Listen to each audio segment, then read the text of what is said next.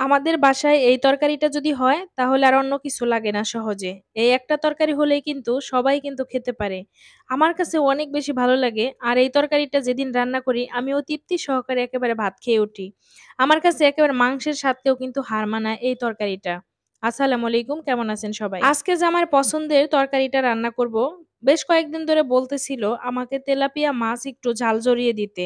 আর এই তেলাপিয়া মাছের ঝাল জড়ানোটা খেতে কিন্তু ভীষণ মজার। যেহেতু জামাই আবদার করেছে তাহলে আবদার তো রাখতেই হবে। এজন্য যখনই সে কিছু আবদার করে তখনই কিন্তু সেটা আমি পূর্ণ করার চেষ্টা করি। আর বিশেষ করে উনি একটু মাছ বেশি পছন্দ করে। আর এইজন্য আমিও একটু রান্না করে দেই, আমি আর অলসতা করি না। আর এইদিকে সারামণি কলা খুবই পছন্দ করে আর ওর বাবা ওর জন্য কলা নিয়ে আসছে। শুধু ও একা খায় তা না, আমরাও ২-১ টা খাই। কিন্তু বাচ্চার উছিলায় একটু বড় মানুষও কিন্তু অনেক কিছু খেতে পারে। এই যে আমিরার সাথে একটু দুষ্টুমি করতেছি। বাসায় যখনই কোনো জিনিস আনা হবে, আমিরা সবার আগে সেটা তাকিয়ে দেখবে, কাছে আসবে, খাওয়ার জন্য চেষ্টা করবে। আমিরা একেবারে বাচ্চা পোলাপানের চেয়ে কোনো অংশে কম না। আর শসা ছাড়া তো আমার চলেই না। প্রতি অক্তে খাবারের সাথে আমার শসা লাগবেই। লেবু আর শসা ছাড়া আমার একেবারেই চলে না, সত্যি কথা যেটা।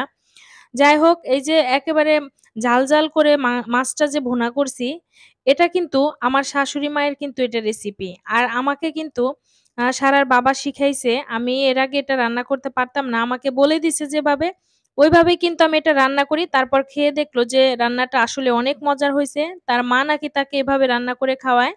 আর এইদিকে রান্না করে রাতের খাবারের জন্য সবাই রেডি হয়ে বসে আছে। আর যেহেতু আমি অফিস করে ফিরতে, ফিরতে রাত হয়ে যায় আর আমাদের খেতে, খেতেও একটু দেরি হয়ে যায়। অনেক সময় আমার ভাগ্নি রান্না করে রাখে। আবার কতদিন দেখা যায় যে আমিই রান্না করি। বেশিরভাগ দেখা যায় আমার ভাগ্নি রান্না করে। আমি মাঝে, মাঝে রান্না করি। যখন দেখা যায় সারার বাবা কোনো জিনিস রান্না করতে বলতেছে, সেইদিন দেখা যায় আমিই রান্না করি। যেহেতু জামাইয়ের সংসারে থাকা, জামাইয়ের কথা তো মানতেই হবে। আর সে যেটা খেতে চাবে সেটা তো আমার অবশ্যই বানিয়ে দিতে হবে, করতে হবে। এটা আমার আসলে দায়িত্ব কর্তব্যের মধ্যে পড়ে। আর বিশেষ করে রাতের খাবারে যে সবাই একসাথে খাই, আমার কাছে তো ভীষণ ভালো লাগে এই ব্যাপারটা। কারণ দিনের বেলায় তো বাহিরে থাকি, যেহেতু অফিস করি দুজনে মিলেই।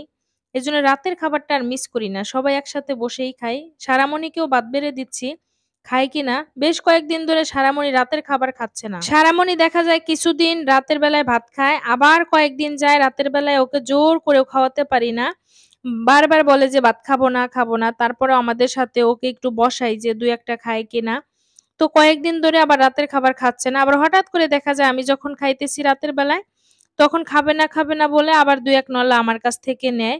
সারামণি আসলে ভাতই খেতে চায় না। ওর চেহারাটা এত চিকন, আগর-বাগর দুনিয়ার জিনিস খাবে কিন্তু ভাত খেতেই চায় না। এই যে বাচ্চাদের একটা সমস্যা আছে, মানে ওদের ইচ্ছামত খাবার খাবে। তাছাড়া মানে ভাতের দিকে খুবই মানে অনীহা। আমরা আবার সবসময়ই টিভি চালাই। টিভি চালিয়ে তারপর খেতে বসি। মানে একটা অভ্যাস। সবাই মিলে একটু রুমের ভিতরে বসি, ভাত খাই আর টিভি দেখি।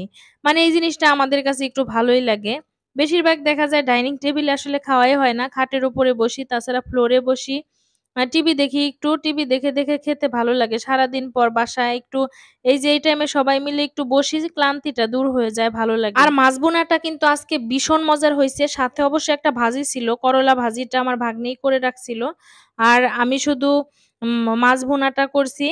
আর মাছ ভুনাটা কিন্তু ভীষণ মজার। সবাই খেয়ে বলতেছে যে খুবই মজা হইছে। আমার কাছে অনেক ভালো লাগতেছিল। অবশ্য সারামণিকে একটু মাছ খাইয়ে দিছি। কারণ ওর জন্য ১ পিস মাছ অবশ্য দিয়েছিলাম যে সবার জন্য ১ পিস, ১ পিস করে দেই। আবার পরের দিনও থাকলে সেটা খাওয়া হয়। যাই হোক, সারামণির ভাগেরটা কিন্তু খাওয়াই দিছি। ও ভাত খাবে না, মাছ খাবে। মাছ খাইয়ে দিছি। ওর বাবার মতো প্রচুর পরিমাণ মাছ পছন্দ করে। আর মুরগির মাংস হলে তো কথাই নেই। প্রতিদিন সারামণির জন্য মুরগির মাংস রান্না করতে হয়। ভাত না খেলে কি হবে? কিন্তু এই যে এই সেই জিনিসগুলি না প্রতিদিন তাকে দেখাতে হয়। একটা কথা কি, টিভি দেখতে, দেখতে না সত্যি অনেক ভাত খাওয়া যায়। এটা বাস্তব কথা। টিভি দেখতে, দেখতে আমি অনেকগুলি ভাত খেয়ে ফেললাম।